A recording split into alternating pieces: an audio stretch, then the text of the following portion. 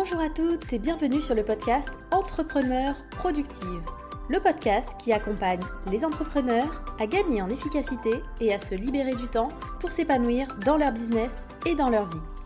Je m'appelle Milena et je suis coach en productivité et organisation. Ici, je vous partage mes conseils, méthodes et astuces pour devenir plus productive et développer votre business dans la joie et la bonne humeur. Alors sans plus attendre, je laisse la place à l'épisode du jour. Bonne écoute! Bonjour à tous et bienvenue dans ce tout nouvel épisode du podcast Entrepreneurs Productives. Et aujourd'hui, vu qu'on arrive sur la fin du mois d'octobre, j'ai envie de vous parler de ma méthode pour organiser son mois. Alors je sais pas vous, mais moi personnellement, j'adore les débuts. J'adore les débuts d'année, de mois, de semaines.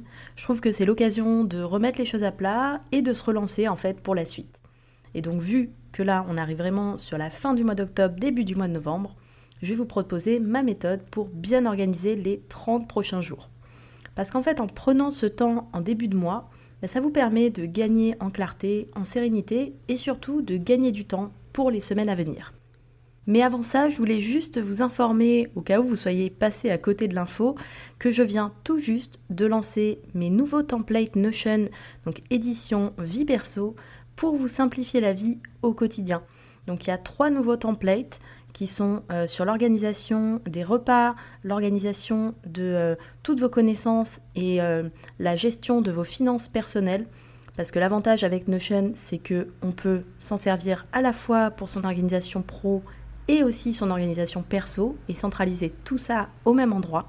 Donc je vous ai créé 3 nouveaux templates prêts à l'emploi pour vraiment vous faire gagner du temps dans votre quotidien. Si ça vous intéresse, que vous voulez en savoir plus, vous pouvez cliquer sur le lien que je mettrai dans la description de cet épisode et vous pouvez aller voir tout ça en détail.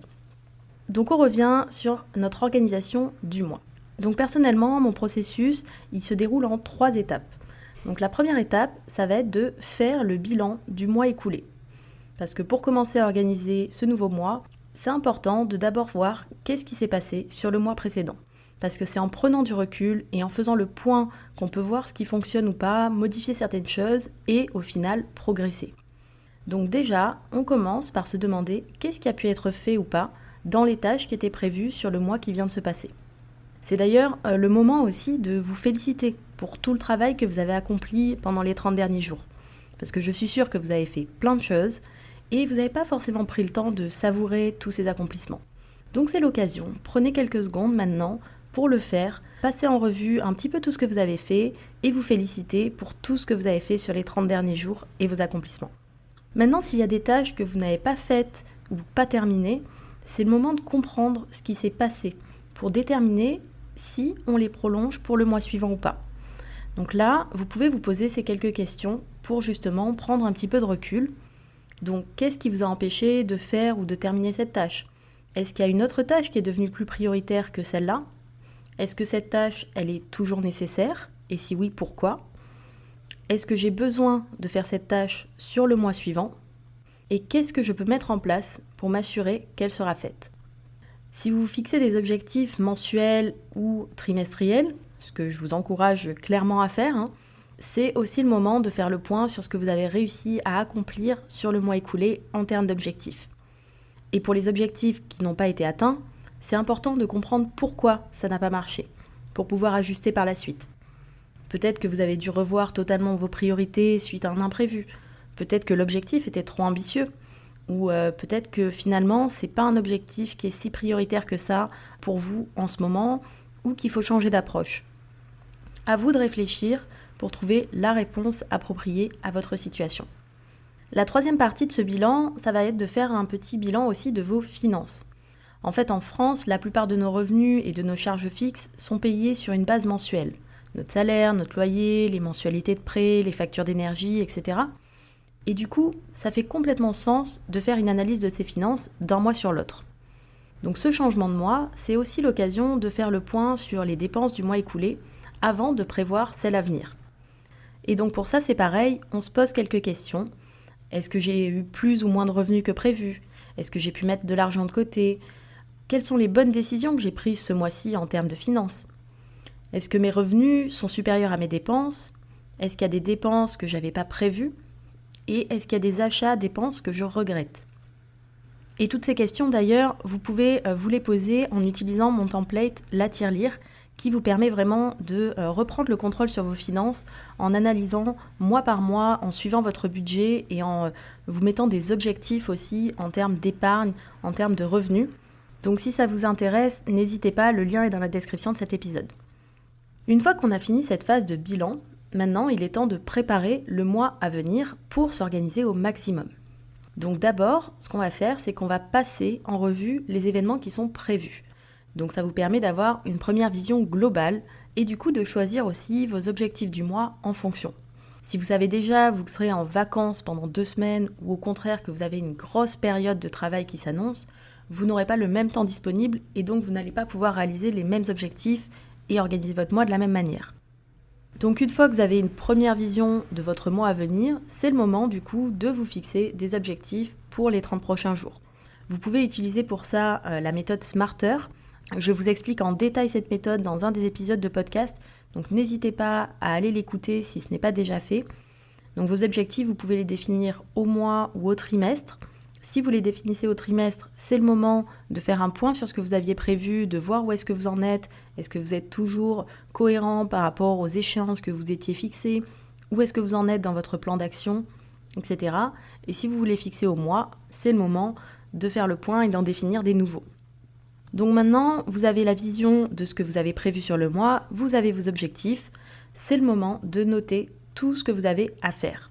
Que ce soit les événements à mettre dans votre calendrier, les tâches associées à votre objectif, celles que vous avez décalées du mois précédent, on écrit vraiment tout au même endroit. Donc vous le savez, moi aujourd'hui, l'outil que j'utilise, mon outil chouchou pour tout centraliser, c'est Notion, dans lequel je rassemble toute mon organisation pro comme perso et toutes mes notes. Après, c'est à vous de choisir quel outil vous voulez utiliser, mais c'est vrai que celui-là, pour le coup, est hyper puissant pour justement pouvoir noter tout ce qu'on a à faire et en même temps avoir juste une vision de notre liste de tâches sur la journée pour éviter de se sentir complètement submergé par toutes les dizaines et dizaines de tâches qu'on a à faire sur le mois. Mais elles sont là, elles sont au chaud et elles reviennent, elles apparaissent au bon moment. Et d'ailleurs, si vous voulez tester Notion pour centraliser votre organisation, vous pouvez utiliser mon template journée productive qui est offert, où tout est déjà paramétré, prêt à utiliser, et vous avez juste à vous inscrire pour recevoir le lien d'accès et le dupliquer en un seul clic. Avec le template vient une petite vidéo aussi pour vous expliquer un petit peu toutes les fonctionnalités, et ça vous permettra justement d'organiser vos journées, de noter vos projets, de prendre des notes, de suivre vos habitudes. Donc c'est un template qui est assez complet et qui peut vraiment vous aider à démarrer avec Notion si ça vous tente. Je vous mettrai le lien dans les notes de l'épisode.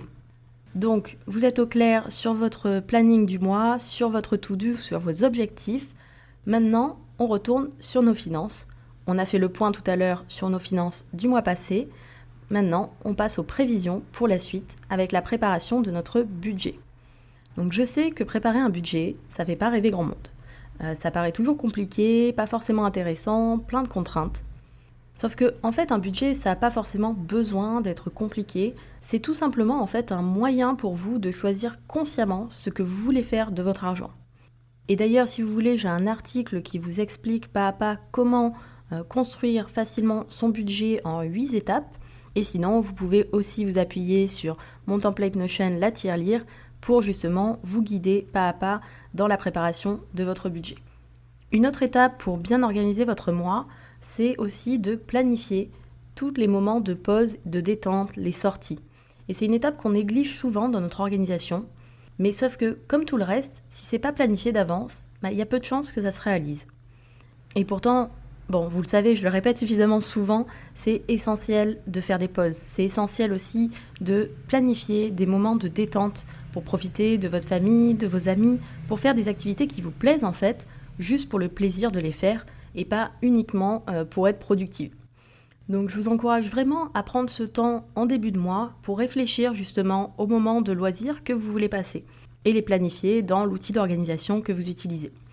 Et en plus, ça vous motivera d'autant plus à passer à l'action sur vos tâches et objectifs parce que vous savez déjà que vous avez aussi prévu des activités plaisir. Et la troisième étape de cette organisation mensuelle, c'est d'en profiter pour mettre un petit peu d'ordre. Une fois qu'on a clarifié, organisé le mois qui vient, moi personnellement j'aime bien prendre un petit peu de temps pour remettre de l'ordre dans mes affaires si j'ai pas eu le temps forcément de le faire avant. Donc pour ça, je vous conseille par exemple de prendre le temps de sauvegarder toutes vos données. Personne n'est à l'abri d'un ordinateur qui plante, d'un piratage, d'un téléphone cassé. Et quand ça arrive, c'est trop tard pour pouvoir récupérer ces données. Alors pour éviter ça, pour éviter de perdre des documents importants, des photos, des données qui comptent pour vous, prenez quelques minutes, au moins une fois par mois, pour faire des sauvegardes. Personnellement aujourd'hui, toutes mes données sont à la fois synchronisées sur le cloud, sur Google Drive et sur mon ordinateur. Et à côté de ça, pour tout ce qui est volumineux de type photo, j'ai aussi un disque dur externe. Et tous les mois, j'ai un petit process pour justement sauvegarder assez rapidement au niveau pro les données de mon blog, les données de ma liste email, mes données comptables, etc. de façon à ce que si demain mon ordinateur plante, au final, j'ai rien perdu. Ça prend pas forcément très longtemps. Et je sais que la majorité du temps, ça ne vous sera pas utile. J'espère que votre ordinateur ne va pas planter tous les mois. J'espère que vous n'allez pas vous faire pirater tous les mois. Mais si un jour ça arrive, au moins, vous êtes tranquille. De la même manière, c'est aussi l'occasion, à la fin du mois, pour en profiter pour ranger par exemple ses papiers. Personnellement, c'est quelque chose que je fais une fois par mois, sauf les papiers qui avaient besoin d'être vraiment traités courant du mois, mais tout ce qui est à classer, généralement, je le mets de côté dans différentes piles et à la fin du mois, j'en profite pour ranger tout ça et repartir du bon pied pour le mois suivant. Vous pouvez aussi profiter de ce changement de mois pour trier un petit peu vos photos. Parce que c'est assez incroyable le nombre de photos qu'on prend aujourd'hui pour à peu près tout et n'importe quoi. Et autant il y a des photos souvenirs qui méritent d'être conservées, autant certaines ne sont utiles que 2 minutes. Le temps de les partager à quelqu'un d'autre, de les sauvegarder ailleurs. Je ne compte même pas le nombre de captures d'écran que je fais à longueur de temps et qui ne servent à rien au final. Donc, pour éviter de surcharger son téléphone, son drive avec des photos qui servent à rien, qui sont ratées, sans intérêt, je conseille vraiment de faire un petit tri en début du mois pour supprimer toutes les photos inutiles. Votre téléphone n'en sera que plus rapide et ça vous évitera d'utiliser de la capacité de stockage inutilement. Et le début de mois, c'est aussi le moment idéal pour remettre un petit peu d'ordre chez soi. Donc, on n'a pas besoin de se lancer dans un ménage de printemps poussé ou de désencombrer toute sa maison en mode Marie Kondo, mais ça fait du bien aussi de débuter le mois dans un espace bien organisé. Par exemple, une chose tout simple que je fais, c'est de vider mon sac à main. Je sais pas vous, mais moi je suis toujours impressionnée par tout ce que j'arrive à entasser là-dedans. Alors pour éviter de finir l'année avec un sac de 25 kg sur l'épaule, je prends 10 minutes en début de mois pour trier tout ça, jeter tout ce qui ne sert plus à rien et repartir du bon pied. Et voilà, vous savez tout sur ma routine de début de mois pour bien m'organiser. Et en suivant ces conseils, j'espère que ça vous aidera vous aussi à être beaucoup plus sereine pour les 30 prochains jours à venir. Alors effectivement, ça prend un petit peu de temps à faire, mais c'est tellement de temps de gagner par la suite quand on sait déjà comment vont se passer les prochaines semaines. Alors bien sûr, ça n'empêche pas ensuite de s'adapter en fonction des imprévus de la vie. L'organisation, c'est un moyen de mieux gérer son temps, mais c'est pas quelque chose d'immuable. Il faut forcément ajuster le tir au fur et à mesure quand c'est nécessaire. Mais ça vous permet quand même de partir sur une bonne base.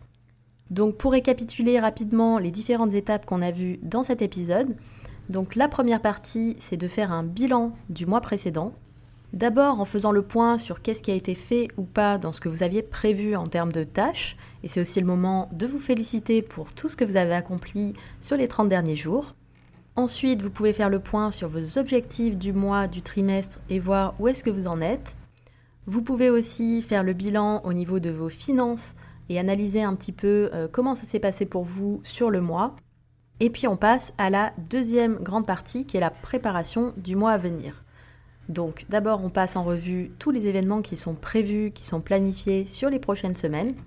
On en profite aussi pour se fixer des objectifs ou faire le point sur vos objectifs du trimestre et du coup prévoir toutes les tâches que vous avez à faire, tout noter au même endroit dans votre système d'organisation. C'est le moment aussi de préparer son budget pour le mois et de planifier les moments aussi de détente.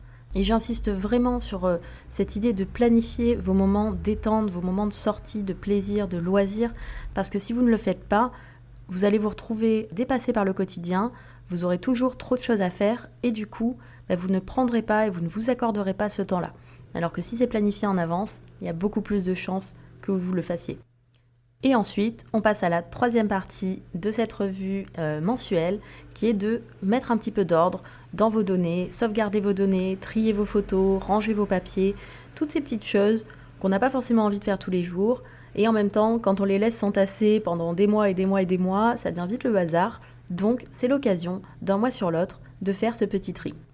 Donc voilà, j'espère que cet épisode vous a plu, j'espère que ça va vous aider à organiser le mois de novembre ou les mois suivants en fonction de quand est-ce que vous écouterez l'épisode.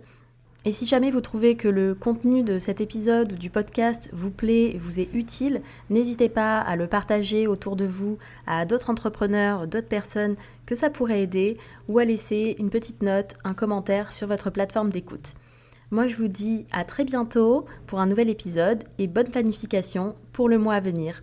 Bye bye!